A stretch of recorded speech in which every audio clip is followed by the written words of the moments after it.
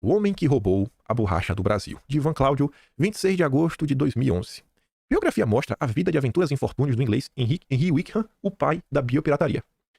Olha como são as coisas. A biopirataria aparentemente tem um pai, e o pai, o fundador desse grande movimento de surrupiar os outros, ele começou pelo Brasil, com a borracha. Vocês vão ver a magnitude disso. Era madrugada quando um homem chegou ao Jardim Botânico de Kew, em Londres, à procura do seu diretor. Ele trazia uma carga roubada, 70 mil sementes de seringueira. Foi graças a essa encomenda surrupiada do Brasil que as colônias inglesas na Ásia tornaram-se as maiores produtoras de látex do mundo no início do século passado, enterrando o milionário ciclo da borracha na Amazônia. O ladrão se chamava Henry Wickham, um aventureiro inglês que morou em Santarém, no Pará, autor de um dos primeiros casos de biopirataria da história. Sua trajetória de homem visionário, destemido e bastante teimoso é narrada com neutralidade, mas não sem paixão, pelo jornalista americano Joe Jackson no livro O Ladrão no Fim do Mundo. O boom da borracha foi uma decorrência do crescimento urbano e dos principais meios de locomoção individuais, bicicleta e o automóvel. Tentativas de se levar sementes da chamada Paraffine ou Hevea brasiliensis, de onde se extraiu o melhor látex do mundo, já haviam sido feitas. Outro espertinho inglês tentou contrabandeá-las, dentro de 2 crocodilos empalhados, mas todas chegaram secas à Europa. O Wickham foi mais feliz em seu golpe. O sucesso do seu roubo não se deveu apenas à esperteza com que despistou a alfândega brasileira. Ele argumentou que estava levando espécies botânicas extremamente delicadas para a Rainha Vitória. Graças ao que aprendeu da população nativa, sabia onde buscar as sementes, qual a melhor época e como evitar o seu bolor e a germinação. Imagina esses zongueiros que estão no Brasil hoje, que impedem o contato das populações locais, os brasileiros, com os indígenas. Os zongueiros podem. Os zongueiros podem estar em contato com os indígenas. A população não. Imagina se esse conhecimento fosse realmente trocado, compartilhado. O bom para um lado, o bom do lado para o outro, trazendo conhecimento. Imagina a quantidade de coisas que os brasileiros poderiam aprender. Quem aí não tem uma avó e não, toma esse chá, isso aqui, aquilo outro, e dava certo. Imagina a quantidade de substâncias úteis para a humanidade como um todo. Mas não pode ter contato. Mas olha quem tem contato. Se hoje são os zongueiros, lá atrás foi o nosso pirata Henry. De posse dos diários de Violet, a mulher do Wickham, né? O Joe Jackson reconstitui em detalhes toda a operação do roubo. O aventureiro tinha acondicionado os grãos em 50 cestos indígenas e forrado o conjunto com folhas de bananeira para evitar a formação de uma camada de cianeto. A embarcação da carga foi outro lance de suspense. A sorte colocou diante de Wickham um navio novinho, ainda na segunda viagem de Liverpool a Manaus, o SS Amazonas, cujo capitão se encontrava desolado por ter sido roubado e abandonado pela tripulação. A tramóia, embalada em gesto patriótico, veio a calhar. Olha só. Apesar do serviço à rainha, Wickham se viu frustrado em suas ambições de coordenar as plantações de borracha nas colônias asiáticas, foi barrado pelo diretor do Jardim Botânico, que o julgava um picareta, recebeu apenas 700 libras pelo feito e vagou pelo mundo como um condenado até ser abandonado pela esposa em Nova Guiné. 3 décadas e meia depois, quando as árvores nascidas das 2.900 sementes germinadas passaram a produzir a rica seiva, ele conseguiu, enfim, provar que estava certo. E virou cavaleiro da rainha. Olha só, ganhou um título por ser um pirata, por surrupiar o Brasil. Aí eu fui atrás de mais informações. A revista Época traz alguns complementos interessantes. Falando assim, ó, Henry Wickham, o inglês que se tornou o pai da biopirataria. Semana passada nós comentamos sobre a nossa independência. Que ela se casa, né? Ela é o mesmo período que nasce a dívida externa brasileira. Porque pra gente ser independente, nunca se tornou, tiveram que pegar o empréstimo. Com quem? Com os Rothschild. Os Rothschild de onde? Da Inglaterra. Esta mesma Inglaterra. Eu não trouxe no vídeo da semana passada, mas depois pesquisando, já no início da República, Floriano Peixoto, né? O governo Floriano Peixoto, novo empréstimo, também com os Rothschild. A gente trouxe o vídeo da semana passada de novo. 1903. Para o Brasil comprar o Acre. Mais 2 milhões. Os Rothschild de novo. 1923. Para o negócio lá, né? O café. Mais empréstimos com o Rothschild. Então tá o tempo todo lá. Sempre com a galera da Inglaterra. A mesma Inglaterra tá demais. Só faz surrupiado Brasil. Aí, a nota da época diz que entre 1880 e 1913, a Amazônia viveu sua bela época. Em 1907, o consumo per capita de diamantes em Manaus, a capital do Amazonas, era o mais alto do mundo. Manaus era tida como a nova Paris. Não tô brincando. Lá o custo de vida chegava a ser 4 vezes mais alto do que o de Londres ou Nova York. Manaus foi a primeira cidade da América do Sul a ter uma rede de bondes elétricos. Teve também o maior porto flutuante do mundo, com recorde de movimentação de embarcações. Em 1906, pelas águas do Rio Negro escoaram riquezas suficientes para pagar 40% da dívida anual do Brasil. Entendeu agora porque eu falei da dívida? Tava lá. O Brasil tinha o monopólio mundial do látex. Tava lá os Ford produzindo seus carrinhos. Nossa, já tinha... A gente vai falar um pouco sobre isso, né? O domínio da vulcanização. Nossa, tava aqui fazendo pneu, etc, tudo mais. E aí... E acabou o ciclo da borracha. 1913. É a data do declínio. Um símbolo desse período de ouro ainda pode ser encontrado em Manaus, o Teatro Amazonas. Inspirado na ópera Garnier de Paris, a razão dessa prosperidade era a seringueira Hevea brasiliensis, dispersa na floresta amazônica. Ela produzia uma borracha de qualidade única no mundo e tão essencial para o transporte, a comunicação e a indústria da época como o petróleo é hoje em dia. Em 1913, esse mundo de riqueza sofreu um golpe mortal, quando a borracha extraída de seringueiras plantadas por britânicos no sudoeste da Ásia invadiu o mercado com a mesma qualidade e preços mais baixos. E por que os preços eram mais baixos? Por causa do seguinte, só tinha na região amazônica. E lá na região, além de ter alguns problemas ligados, inclusive, a doenças, pragas, estava disperso de forma natural. Estava lá. Então, você vai numa árvore aqui, a outra tá lá, etc, tudo mais. E já estava lá, do jeito que a natureza entregou. Já a Inglaterra é engraçada, né? Ela acha que ela era dona do mundo. Países no outro lado do planeta é minha colônia. E todo mundo trata como os grandes democratas. Nossa, a Casa Real que colocou países na grande miséria, nunca os libertou, só extraiu tudo que tinha pra tirar. Enfim, então quando eles levaram pra lá, ao invés de estar como na Amazônia, tudo disperso, uma árvore aqui, uma árvore acolá, eles botaram tudo de linha, tudo bonitinho, tudo pertinho. E aí quando deu certo, mas deu certo mesmo. Você criou uma monocultura. Você um modelo perfeito de exploração. E aí, eles tiraram até o talo. Aí não tem como não ficar barato. Olha como são as coisas, né? Não tem nenhum bestinha. Ainda na colônia, né? Imagina como não era o preço. Como é que não era mão de obra, né? Era capaz de nem pagar. Mas não vamos falar da rainha. Essa história é bem conhecida. Bem menos é do aventureiro responsável pelo ciclo do fim da borracha na Amazônia. Em 1876, Henry Wickham, que se estabelecera em Santarém, no Pará, às margens do rio Tapajós, contrabandeou 70 mil sementes de Hevea brasiliensis para o Royal Botanic Gardens de Kew, uma famosa instituição britânica com 250 anos de história no estudo de botânica, né? Também de roubo. O Wickham escondeu as sementes dentro de cestos trançados sobre folhas de banana, disse que transportava apenas espécimes exóticos e delicados para os jardins da Rainha Vitória, a monarca da época. Não foi incomodado pelos representantes da dona brasileira, encarregados de vistoriar o navio, a vapor inglês em que viajava. Ponto. Uma coisinha. Na semana passada, quando falamos de Padim Patsiço, comentamos sobre duas notas que mostravam como a turma do Ford, ali em meados de 1920, estava tentando levar a tal da Hevea. Se não me engano, era 350 sacas de semente. Foram duas embarcações, duas notas diferentes, sobre duas embarcações diferentes, que eles, ô irmão, tá querendo levar... que onda é essa aí, hein? Que onda é essa aí, hein? Aí, é o tempo todo isso. Os grandes democratas do mundo que hoje querem dar ordens sobre como os países devem viver. Saqueadores. Não passam disso. Mas enfim, apenas 2 mil sementes deram certo, depois levaram lá para o Sudeste Asiático. Produziram, 37 anos depois, a ruína econômica da Amazônia brasileira e mudaram em certa medida o mundo. O roubo das sementes de seringueiras foi feito sob encomenda do consulado britânico de Belém. E aqui que já entra um grande ponto. O cara não fez isso do nada, gente. É um pedido expresso. Olha o que aconteceu ao longo do ano de 2022. Onde, antes dos políticos, começa com as ONGs, inclusive a instituição Perseu Abramo, vamos falar logo dela, ligada ao PT, começou a conversar com os parlamentares americanos para se unirem em prol da democracia. Sabe o que eu tô falando, né?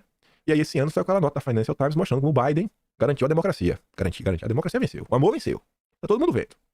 Então assim, essa turma que tá aí, vem pro Brasil, eles só querem o ver a nós. Não tem vosso reino. A gente comentou, deve ter um mês. Pacheco tava nos Estados Unidos, ele tá só viajando essa turma, né? Agora tô em Paris. Mas quando ele tava passeando nos Estados Unidos no evento do LEAD, agora é do Grupo Esfera. Durante o evento do Grupo LEAD, o Pacheco falou assim, não, eu estive na Wilson Center, que é a fundação ligada ao governo americano, Woodrow Wilson. Não, eles estavam meio preocupados, assim, né? Com as agendas. Eu falei, não, fique de boa, que a gente vai avançar com a agenda verde do jeito que vocês querem. E aí quando a Amazônia Nossa, o John Kerry, a Amazônia Nossa, veio no Brasil, bateu foto com o Pacheco, né? Aí a embaixadora americana no Brasil falou, não, Pacheco aqui é nosso grande aliado nas causas climáticas no Senado. Então, essa turma, as pessoas têm que olhar e entender, essas pessoas, elas não estão no Brasil para ajudar o Brasil. Nenhuma delas. Nenhuma. Tem nenhum embaixador no Brasil preocupado com o Brasil. Ele tá no Brasil com a função diplomática, que é ajudar o governo dele. Seja, abrir comércio para empresas brasileiras, ver oportunidades para as empresas dele. Ele tá aqui servindo ao país dele. Ele não tá do nosso lado. Nenhum embaixador, mas nenhum. Embaixador lá do Brasil, talvez os embaixadores brasileiros. Talvez, porque ainda tem uns que jogam contra. Se for um governo de direita, joga contra. Como também saíram matérias nesse ano no Jamil Chad mostrando como eles agiram para frear a agenda de destruição de Bolsonaro. Vamos lá. Mesmo depois de contrabandear com sucesso sementes, ele não obteve nem fortuna nem reconhecimento imediato. Foi aquela coisa. Achou que ele era um qualquer. Um descarado. E realmente era. Narrador habilidoso, ele tá falando do livro do Joe Jackson. Ele sabe contar essa história da saga pessoal, no seu devido contexto, de empreitada do imperialismo britânico para manter sob seu controle um produto considerado vital.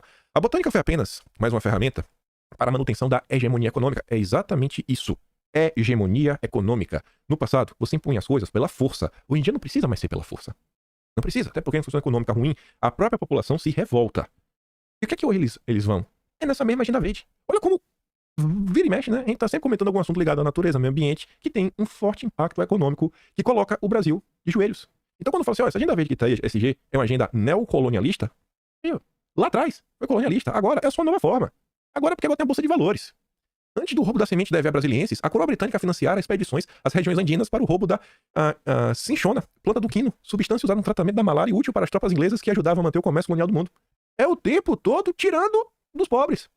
Imbuído de um peculiar senso de nacionalismo vitoriano, Wickham achava que o roubo das sementes era uma ação nobre em prol do bem comum da humanidade, do Império Britânico e da rainha. A biopirataria de Wickham teve muitos desdobramentos, além da ruína econômica da Amazônia. Ela deu à Inglaterra um monopólio global sobre um produto estratégico que durou até a Segunda Batalha Mundial, na Segunda Confusão Mundial, e a popularização da borracha sintética. A gente vai chegar lá. Em 1930, Henry Ford, que precisava da borracha para os pneus dos carros que saíam de suas fábricas, tentou quebrar esse monopólio. Ele adquiriu terras próximas de Santarém e criou a cidade no meio da floresta, Fordlândia, que a gente comentou no vídeo da semana passada. É sobre isso que o padre Cícero está falando. As terras lá no Tapajós. Foi outro fracasso, motivado pelas pragas e pela incompatibilidade entre os caboclos amazônicos e o modo de produção do Fordismo. Outros ecos do roubo de Wickham reverberam até hoje. Há 2 semanas, a Polícia Federal prendeu 3 pesquisadores americanos em Corumbá, Mato Grosso do Sul, que faziam pesquisas no Pantanal sem autorização. Imagina o que eles estavam procurando. Agora que a gente vai falar de mais pirata. E não é falar sobre borracha, não. Agora vamos dar uma volta no passado, né? Fui procurando as primeiras notas que eu encontrei. Eu encontrei uma de 1921, que eles estão explicando como Wickham passou a perna no Brasil. 1921, foi a primeira nota que eu encontrei. Depois de 21, já pula para 1925. É mais uma nota explicando como ele passou a perna no Brasil. Só que a gente já contou aqui a história, nessas notas mais atuais. Depois disso, a próxima nota, que fala do Wickham, é de 1928. Essa eu fiz questão de trazer.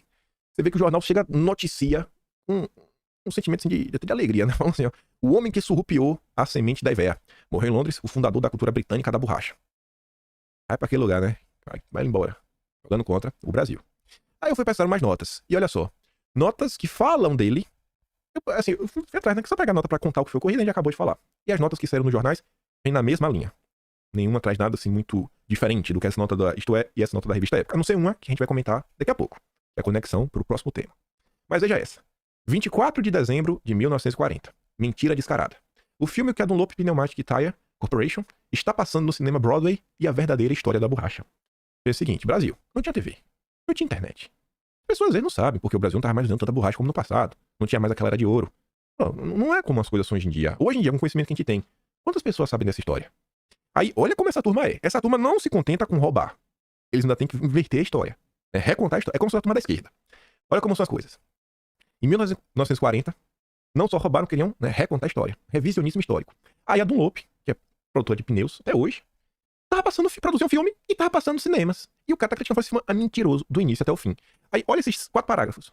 O filme em apreço é propaganda dos pneus Dunlop e alguém deve estar levando algum pela sua exibição. E a história da borracha apresentada inocentemente como transplantada à EVA dos jardins ingleses para a Malásia, omite descaradamente a verdadeira origem da atual riqueza dos plantadores seringueiros na Ásia. Essa origem foi ontem referida pelo Radical. Tratou-se de um furto, legítimo furto, das sementes e mudas de seringueiras amazônicas praticadas pelo inglês Henry Wickham. Os caras contavam, não, olha só, tínhamos seringueiras no Jardim da Rainha. E nós levamos para as nossas colônias. Ué, e apareceu onde, hein? Quer dizer que a rainha tinha desde sempre. Seringueira virou o quê? Tá de brincadeira? A origem da potência econômica da Malásia, das plantações da Dunlop, é assim, muito diversa do que é contada ingenuamente, entre aspas, no filme que a Broadway exibe. Nos Jardins de Londres, não nasceu seringueira nenhuma. Foi para lá levada a espécie que Henry Wickham furtou do Amazonas, porque, afinal das contas, se o Brasil furtado e ainda por cima vir dentro de uma firma estrangeira procurar aqui dentro, na própria capital da República, contar a história da borracha, a sua feição, francamente é demais. O português me rebolou e falou assim, cara, não basta roubar, vocês têm que roubar, distorcer a história, ainda vir aqui, na capital da República, no caso do Rio de Janeiro, pra contar mentiras. Tá de brincadeira, né, bicho? Mas vocês estão, também tá demais. Aí veio essa nota. 5 de setembro de 1940, Jornal Dia. Era de Curitiba. Olha a manchete. Plantações de castanheiras do Pará nas colônias britânicas. Era mais uma nota que falava sobre os nossos amigos ingleses, ladrões finos, piratas, tentando também levar as castanhas do Pará para as terras deles. Aí tá ali, ó. Aí ele primeiro fala que levaram para várias regiões, mas por causa do clima, não conseguia dar certo, não vingava, etc. Tudo mais, assim, ó. Por este motivo, foi a castanha do Pará transportada para muitas outras regiões tropicais do Império Britânico, tais como sejam a Malásia, Ceilão, Bornéu, ilhas dessas Sicílias, né, Seychelles, e recentemente para a Nigéria e a Costa do Ouro. Rapaz, já vamos contar de novo, ó. Vamos ver, peraí. Outras regiões, já tinha levado para uma, não sei qual é, eu não lembro, tá ali no início. Mas as outras, Malaya, Ceilão, Norte Bornéu, ilhas Seychelles e recentemente para a Nigéria e Costa do Ouro. 7 colônias. Um país tinha 7 colônias. Eu não concordo com essa história de dívida histórica. Mas toda vez que surgisse alguém do PT falando de dívida histórica, eu falo assim, irmão, Vai lá na Inglaterra cobrar os amigos da Marina. Vai lá. Vai lá cobrar deles. Não vem cobrar do brasileiro que tá sofrendo, não. Porém, nenhuma dessas colônias chegou à produção antes de um nível comercial. Os resultados mais promissores foram obtidos na Malaya, onde a castanha do Pará foi introduzida pela primeira vez em 1884. Mais ou menos na mesma época que o botânico inglês, o Henry Wickham, levara para o Kew Garden de Londres as mudas da Hevea brasiliensis.